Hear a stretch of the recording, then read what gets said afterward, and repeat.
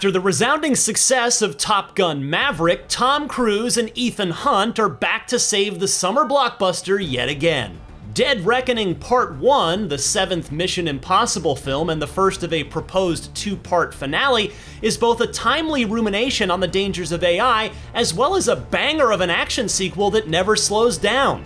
It's by no means the best Mission Impossible, but it's easily the funniest, and a sure contender for the most purely entertaining thanks to the way it manages to pull off the kind of farcical escalations that kneecap the average summer movie. Looking at you, Fast X. Anything that seems like a flaw gets folded into the subtext by writer-director Christopher McQuarrie, who crafts a winding head trip featuring some of the most precise, rhythmically assembled, and tension-filled sequences in Mission Impossible history.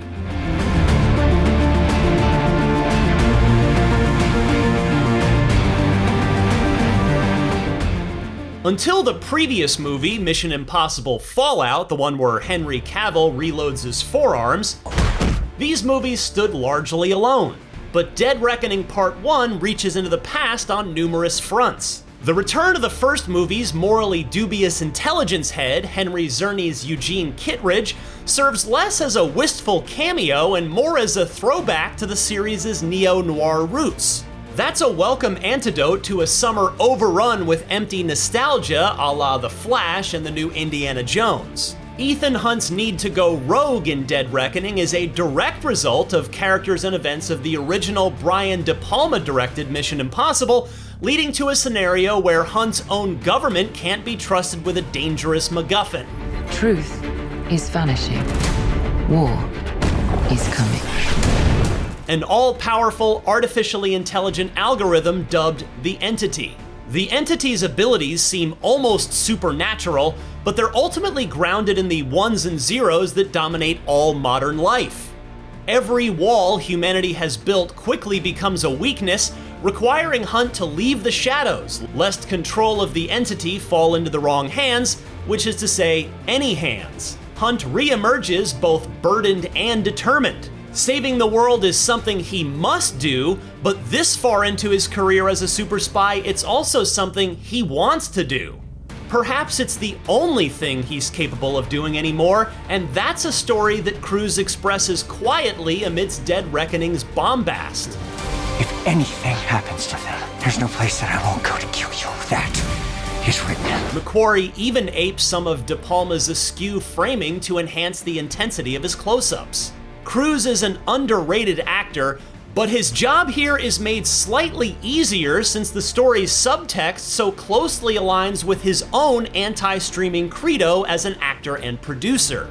It isn't long before one gets the impression that Cruise made Dead Reckoning out of a duty toward preserving classical big-screen action cinema in an age when AI and algorithms have become existentially threatening to artistry itself.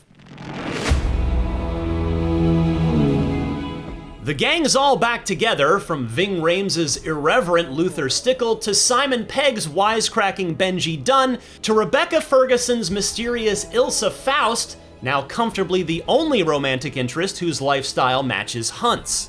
But this well-oiled unit is also our hero's weakness. Your life will always matter more to me than my own. As a man who saw his entire team gunned down in the first film, My team is dead! He's always been torn between completing the mission at hand and ensuring his friends get out alive. This time, he may have met his match. The Entity is the polar opposite of Hunt, an unthinking, unfeeling machine whose logic-first approach is at odds with Hunt's empathy.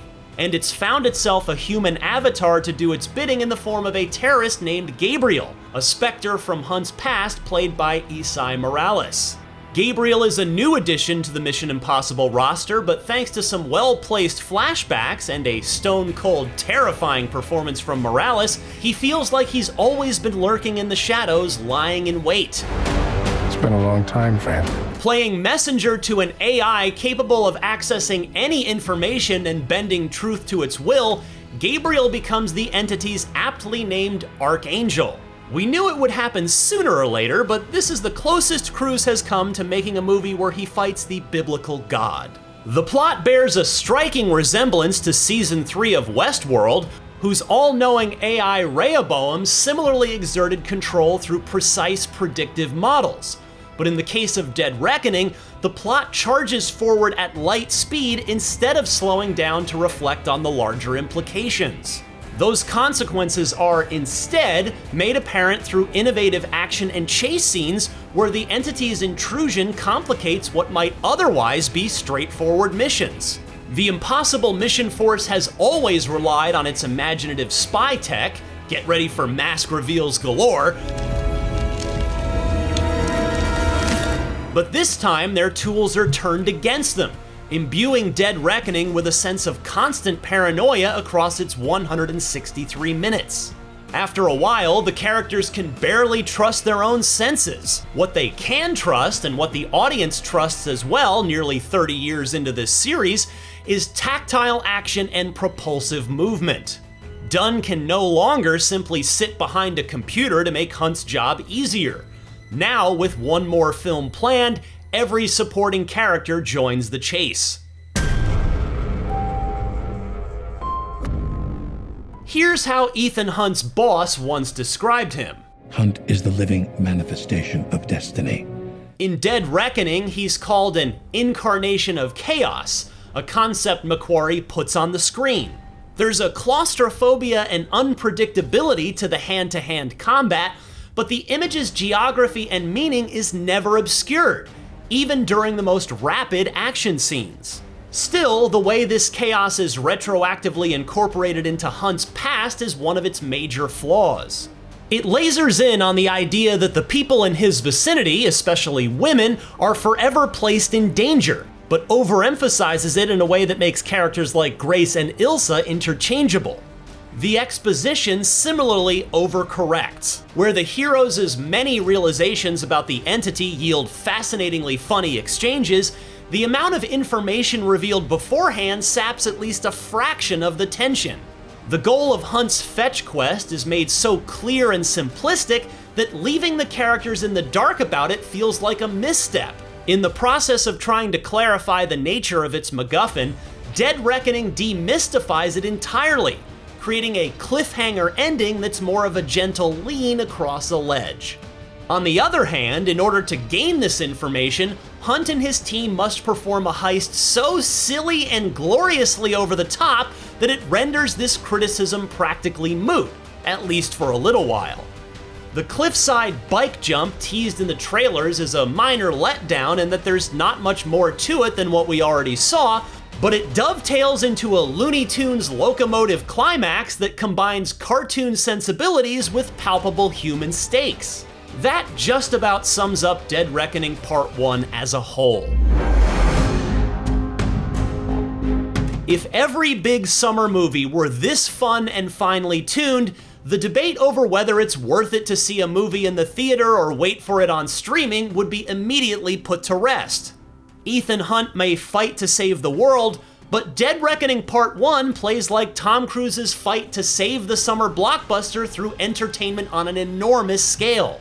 Whatever lies in store for the future of Mission Impossible, McQuarrie's third outing as director proves that he still has an ingenious bag of tricks to pull from, having departed from the gloom and doom of Fallout to create an explosive yet self-reflexive and surprisingly funny action saga that leaves you wanting more. For more, check out our reviews of Indiana Jones and the Dial of Destiny and Spider-Man Across the Spider-Verse. And for everything else, stick with IGN.